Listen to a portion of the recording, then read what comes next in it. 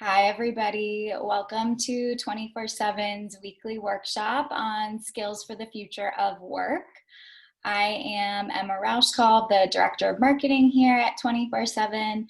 And for those of you who aren't as familiar, we are a recruitment agency helping marketing, creative, and tech candidates get matched to freelance and full-time job opportunities.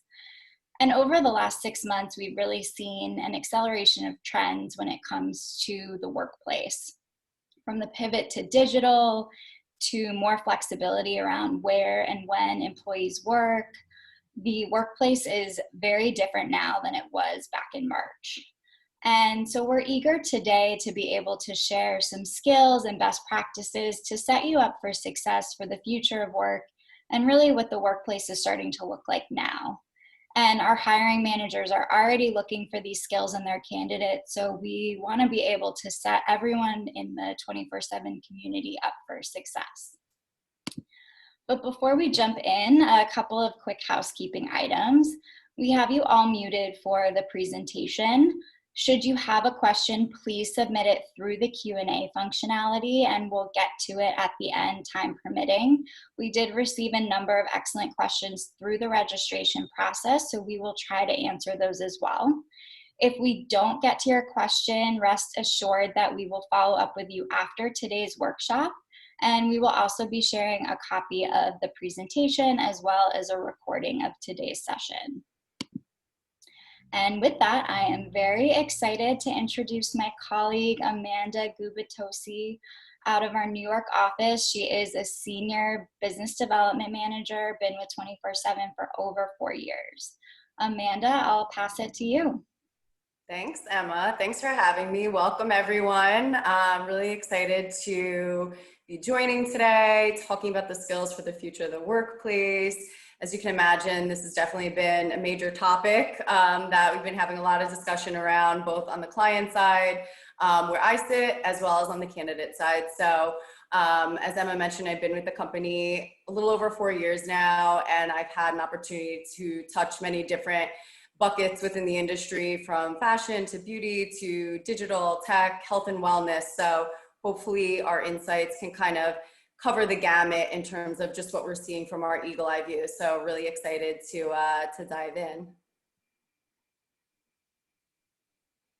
So, as you can imagine, it's twofold. I think, the changes of the pandemic have kind of accelerated what it means to work from home or go to work these days. And so, definitely more so on the company and the client side, having to make a lot of adjustments, especially, those who weren't accustomed or necessarily their business wasn't structured to really support as fully and as quickly a remote and a virtual model. So definitely a learning curve on that side, and equally as much an adjustment for employees and for job seekers on the flip coin, really just trying to navigate this new environment of working from home and all the challenges that can bring, from, getting your little makeshift office set up. I know I was going through that personally, and really just making it feel right so you can be productive and have that level of organization and concentration, and,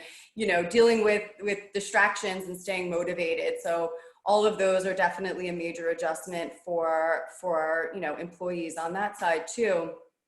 And I think, one of the things we're going to dive in a lot on in this topic is that in this conversation is, what does it mean? What will it mean going back to work, or continuing to work as we've kind of become accustomed to now? So, yeah.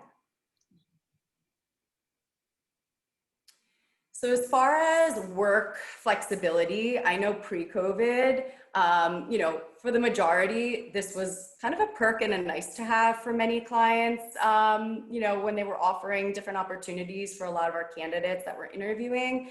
But I think now, just understanding how much can be done from home and remote, I think that's really going to open up a lot of doors, and it's going to become less of a nice to have going forward and more of, a must, or more of an expectation from job seekers and from employees to kind of have that work-life balance if their job is, work from home capable, of course. So I think definitely now is where we're kind of shaping and crafting, those habits and understanding what that's going to look like for the bigger picture as we move forward.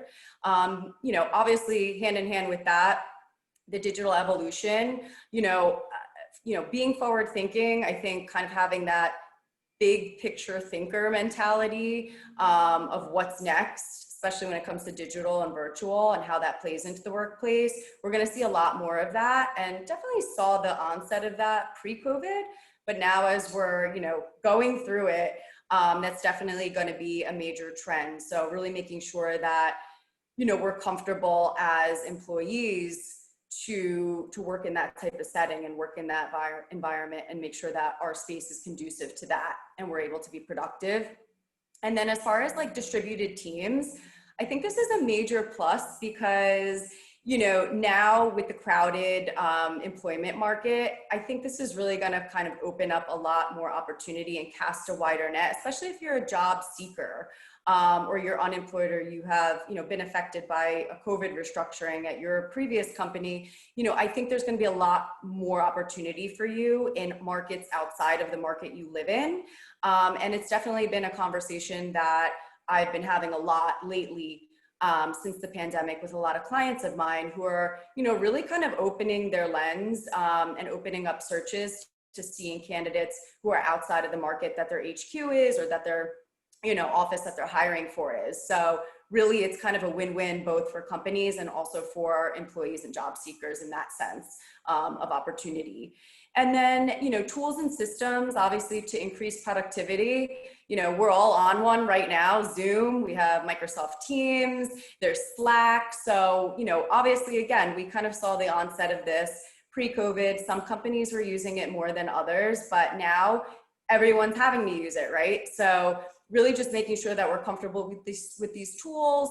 There's so many more tools out there now, that are really helping everyone be productive from home. So really just, I think one point that I wanted to make on this is really to make sure that you're being vocal, you're being communicative with, your employer as far as what's working, what isn't working, what tools you need, because you're the one doing the work. So whatever's going to help you be productive is really, going to benefit the company as well. So don't be afraid to speak up and have these conversations and open up these dialogues, so that way you get what you need to be successful. And then, AI and machine learning, I think, between 360 product views, between, try this lipstick on, how does it look on your skin tone? How does this haircut and hair color look? Try this outfit on your body, all virtual. We've kind of saw that, kicking off over the past few years, but really now, I think that is going to be a huge way that, people are shopping on the retail front, on the e-com front, of course, with everything pivoting more to this virtual space. So, we should definitely see a lot more of that in the workplace as well. Yeah, I love your point about not being afraid to speak up about the tools that you need, because we all have such different work styles and like to be managed differently, or like to manage teams in a different way. We'll get into some of the skills that hiring managers are looking for and, the talent for the future of work, but communication is definitely one of them. Absolutely, I agree. And it's a perfect segue. It's a perfect segue into talking about some of these skills. Obviously communication, it's everything. I think, the adaptability, the versatility, the agility piece, like all the ilities, really being able to kind of roll with the punches and, deal with uncertainty and kind of deal with things changing on a daily basis, because we're all going through it, right? We're all figuring out, what is the future of, my role, this organization, the market in general. So really being able to adapt to those changes, I think is going to give you a leg up. The ability and also the willingness to learn new skills. I think there are all of these new programs that we mentioned previously, that we're all learning, and we're all learning how to use, and we're kind of working through, the functions of using them and figuring out what does and doesn't work. So, really being able to add those additional skills to your toolbox, so to speak, is really going to make you that much more valuable to an organization, because you're going to have you're going to become a little bit more hybrid-like in a sense. You're going to take on some of those additional skills and have that be something you can bring to the table, especially if you're a job seeker. The more skills you have, and the more you can lend yourself, the better you're going to look compared to some of your competition out there in the crowded market. Another huge thing, I think, is the emotional intelligence piece. It's difficult, communicating strictly through video conferencing and phone calls, because you're not able to read the body language as well, or read the room as well, on a video conference. So really being able to kind of tune in and read between the lines through conversations, and really be understanding of the fact that we're all trying to make it work, with these new tools, and everybody's in the same boat. So, if you can find that relatability factor, and really connect in that sense, I think, you can really strengthen the relationship, whether it's internal or external, whatever the type of work you do is. So, another piece on the emotional intelligence bit is, in an internal sense, I think, for us at 24/7, we're a very collaborative, company, and very collaborative teams. So really being able to kind of keep that culture piece, is a big part of it as well. And really be able to, kind of have that strengthen that team atmosphere, I think kind of ties into that point as well. And then, digital acumen, I think, we've definitely talked about that already a ton, and we just kind of dove in, but really just making sure that, you're staying up with the times and up with the programs, and, reading up on, what new digital skills are going to be integrated into your role, and even having those conversations, with your employer or with the hiring manager you might be interviewing with for an opportunity. Growth mindset, it's huge. I actually just completed a Yale course through Coursera that was called The Science of Well-Being, and it spoke a lot about growth mindset, not only in your personal life, but also in your work life, and really, being open-minded, especially at a time like this. So, I think we can understand the importance of really being open-minded during this time. Strong communication skills, yes.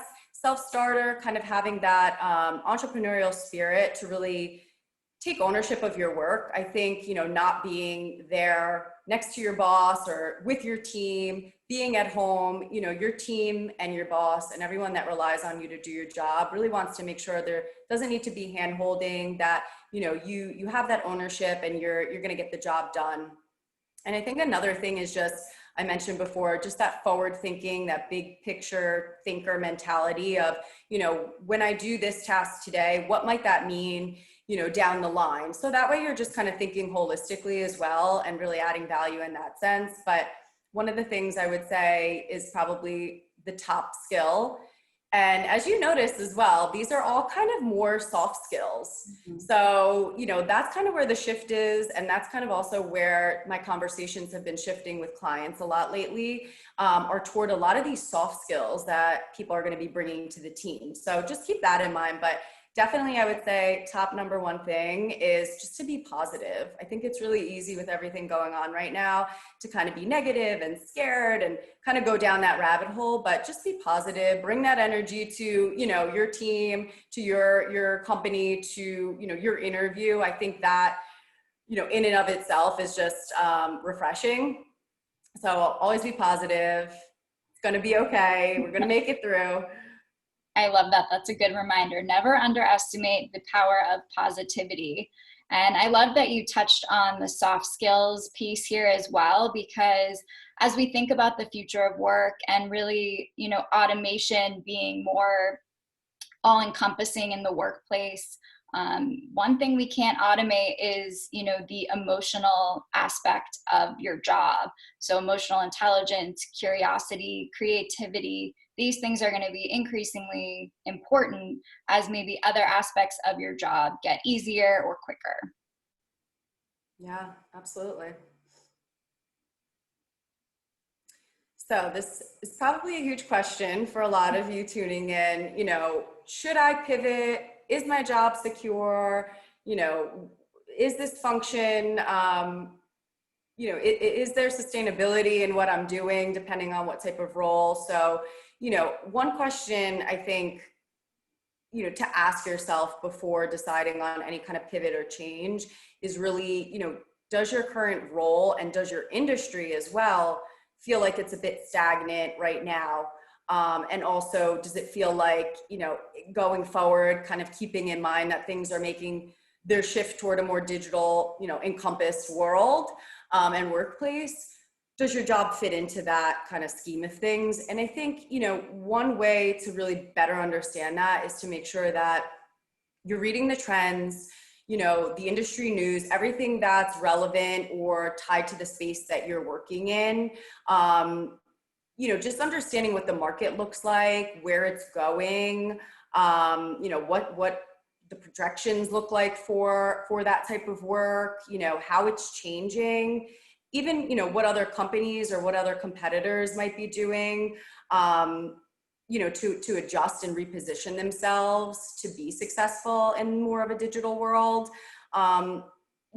Just educate yourself, really be prepared, because you want to be knowledgeable about your field and you want to be confident when you're speaking about it. So, having that understanding and kind of seeing, what the bigger picture looks like, I think will give you a better, inclination of, okay, I think I need to make a move. This isn't looking good, or I see the writing on the wall. So if that's the case, another question I would urge you to ask is, to what extent can your job be done virtually? So, again, through your research of other companies, ask your company, what do they intend to do, work-wise, to work in more of a digital virtual world, and even further, bring to them some of that research, like bring to them some snippets and tidbits from what you found, bring value to them. Don't just go to them with a question, go to them, with some suggestions as well. Have it be a two-way dialogue. I think there's definitely more value in that, in a conversation like that. And it lets them know you're thinking about it and that you want to make it work as best you can. So really make sure you're exhausting your options in that sense. And that can also give you a better inclination to whether you should decide to pivot or not. And then the last thing I would say is, are you learning? Are you growing? Are you, do you have that kind of continued education? And again, I would urge you to ask your employer what they might offer. Have you ever asked? Do you know? So they may offer something that, can help you brush up on skills, or, may get you through a course or a certification. So definitely don't be afraid to speak up about that. I think, there is a stigma around it for some people that it might be, negative to ask this, but I can tell you, I swear, from working with clients, that it's definitely a positive, and it shows that you really want to be the best employee and you want to be the best at your job and you want to bring value and continue to bring value. So always ask, and also do your own research, see what's out there. I mean, I mentioned my Yale course before. That was through an online course, Coursera. They have so many amazing courses you could take across so many different, functions. Different certifications as well. And also General Assembly is a great place to look more in that digital and tech space, is, and creative space. So I would urge you to check it out. There's a lot of free programs or programs that are, can be within your budget. So educate yourself, stay up to date, keep your tools sharp, honestly. Such great advice. And then another thing I'm huge on is, shaping your personal brand narrative. I think, you want to shape it like it's clay, it's moldable, it's malleable, it can be flexible. So, really take what you have to work with and mold it into, what it is you want to go after. Tell the story in that sense, tell the story of who you are, where you've been, where you want to go, and why. And that'll also help you kind of get, a better sense in your head of all of these questions as well, before you need to sit in front of a hiring manager who's going to be asking you all of these questions. So, really understand, because it doesn't matter if you started on the complete opposite end of the spectrum, compared to where you want to go career wise, or where you want to pivot or change to. It's just about applying those transferable skills. And the only way you're going to know if something's right or know if something is a fit is if you really dig deep and do the research on yourself and your own brand narrative. So that way, when you are sitting in front of a hiring manager who's asking you, why you're making the change, how can you be sure this is the right move, you can confidently speak to that. And give solid examples as well. So you've already done the work, and you can kind of spit it out. And the best way to do that is through an elevator pitch and a mission statement. Just as every business has both, as an individual, you have to have both. So, funny story, I have actually been in an elevator, given an elevator pitch, just striking up conversation, and I actually landed a job that way. So it couldn't be more spot on to elevator pitch. So you just really never know. I don't know how quickly we'll be riding in elevators as frequently as we were pre-COVID, but definitely have your quick, concise, who are you, where you've been, where do you want to go, and why. And that way, that's kind of think of your elevator pitch as your purpose, and think of your mission statement as your passion. So you need both to be successful, and you can't learn both, you can't buy both. It's just, you have to have that, kind of innate within you. So definitely, have that prepared at all times. You just never know. And practice. I think that's also such a big thing. Like in the shower, when you're getting ready, say the words out loud, because Amanda, to your point, you never know when you're going to be on the spot and need to deliver right then. Yeah. I mean, even time yourself, put, a 2-minute timer on, 1-minute timer, practice till you get it within that minute or two. And to Emma's point, just keep practicing it. I mean, even if you're employed and you're not looking to make a change, or you're not looking to pivot, it never hurts just to, make sure that you're brushed up and you're ready for anything. And I think that your point about transferable skills, which we'll get into a bit more in the Q&A, is so important. And a lot of those soft skills that Amanda touched on earlier, they're transferable from one industry to the next, from one role to the next. It's really coming up with your narrative and how you're going to tell that story of using one skill in this position and how it relates to the next. Yeah, I think a good tip for that too is, especially if you're a job seeker, or even if you're seeking a job within your existing organization, to take the job description, take your resume, put them side to side, take a couple different color highlighters, use one color to kind of go through and highlight exactly what is a apples to apples match.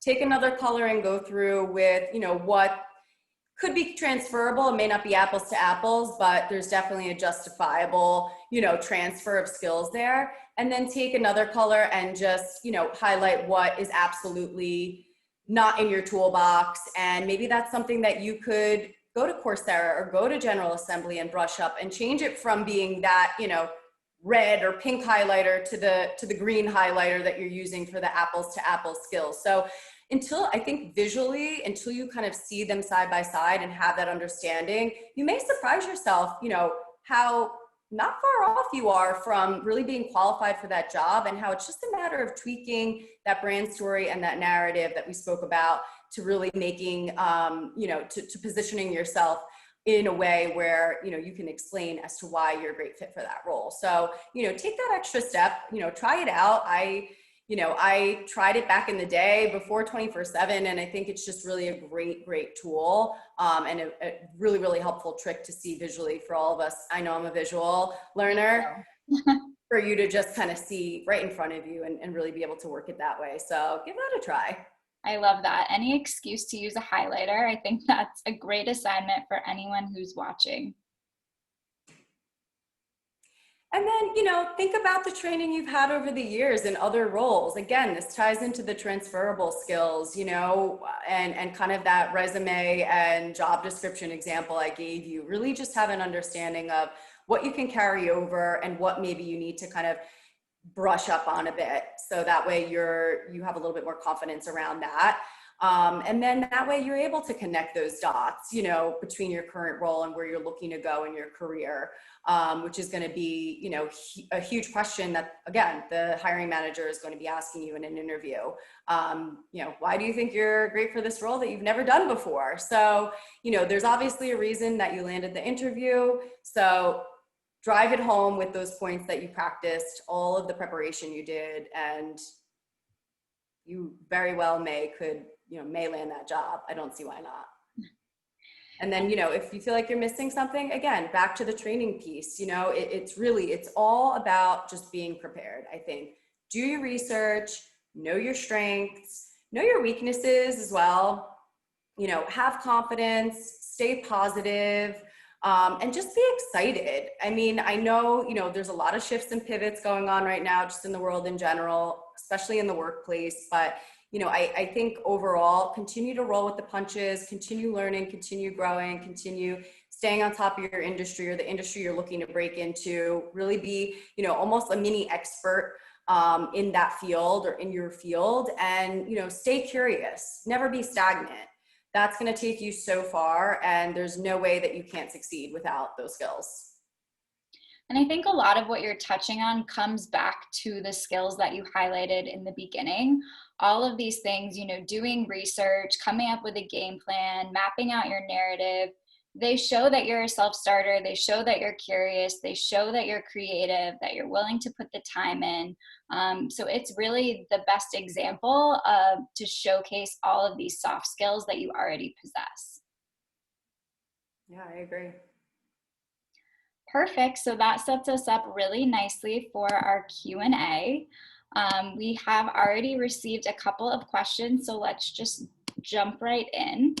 The first is, I am moving from a non-tech industry into tech. What are your recommendations for how to stand out and secure an offer? I have over 15 years of work experience, but none in tech. And I'm trying to pivot, but finding it difficult without having to go into an entry-level position, which is something that we do here. Yes, definitely a great question, and something we do hear a ton. I think, you know, just going into it with an open mind too, you may very well need to take one step back to take 3 steps forward in the big picture. So that's where that forward thinking, big picture thinker mentality kind of comes into play. But I would suggest, you know, clearly you're very passionate about, you know, going into this particular field. So again, just going back to what we were talking about earlier and really educating yourself, what's going on in the industry. You know, I think when you could speak to those things in an interview, it really shows that you're passionate and that you've done your due diligence, you've done your research, you're on top of what's going on, you're very knowledgeable, although you may not have held that particular type of role or a role within that industry before. It shows that you're on top of it, and that you're willing to learn and you're willing to put in the work that needs to be done. Because I think, you know, a lot of things that I've also been hearing from my clients and having conversations around, not necessarily do clients want that cookie cutter mold of what's already existing on their team. They want someone who can kind of bring a fresh perspective and come in with a different mindset, who's going to be able to, you know, lend to the team conversation and lend to those roundtable, you know, collaborative discussions from their viewpoint and from their background and their experience, which is different. So, you know, a lot of times it brings that fresh perspective and it kind of brings that aha moment to the group. You know, why didn't we think of that? Something you brought to the table because of your unique specific skill sets in another market. So really just dive into focusing on telling your story around the transferable skills and not the lack of the apples to apples skills. So, you know, I would say a combination of those two things, just really being open-minded and understanding that may very well and very, you know, it is very likely that you're not going to go in, you know, at the exact same level and caliber as you are in your career. But, you know, I think just showing that drive, you know, I don't see why you wouldn't be able to quickly really accelerate through the ranks. Such great advice. And I can't believe it. We only have time for one more question. This is a topic I feel like we could go on and on and on. But our last question is, can I still apply for a job if I don't have all the skills listed in the job description? And if so, how should I speak to my existing skill set?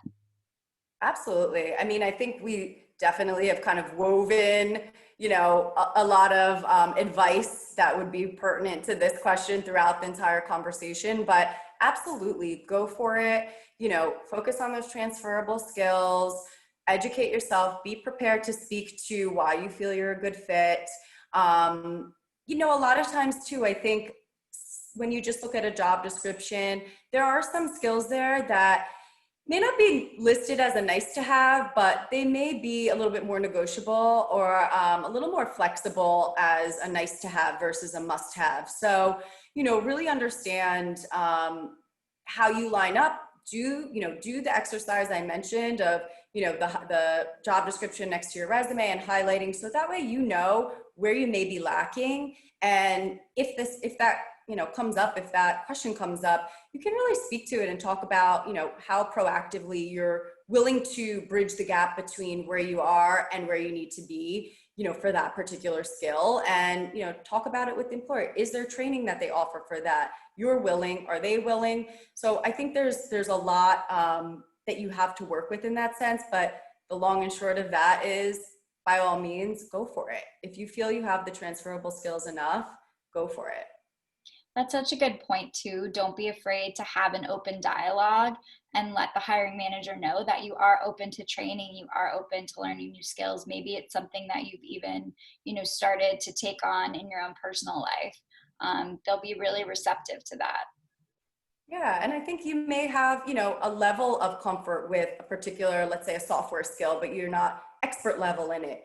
Speak to that. Let them know that you're familiar with it. Okay, great. Maybe there's someone on the team there who can kind of show you a little bit of the odds and ends and kind of refine what you already know. So it's not a total deal breaker all the time. So really make sure that you have a thorough understanding of, what the job entails, how you stack up, to what extent. Just make the connection and, be open-minded and have that, very, have it be that two-way street conversation, because you never know where that could lead and what opportunity you may be offered as well. So it never hurts. Well, unfortunately, that is all the time we have for today. I know there's still a few questions we did not get to, so I do promise we will follow up with you after today's workshop, as well as to share a copy of the recording. Amanda, thank you so much. It was such a pleasure getting to chat with you. And thank you to everyone for joining. Thank you, everyone. Bye. Have a great day.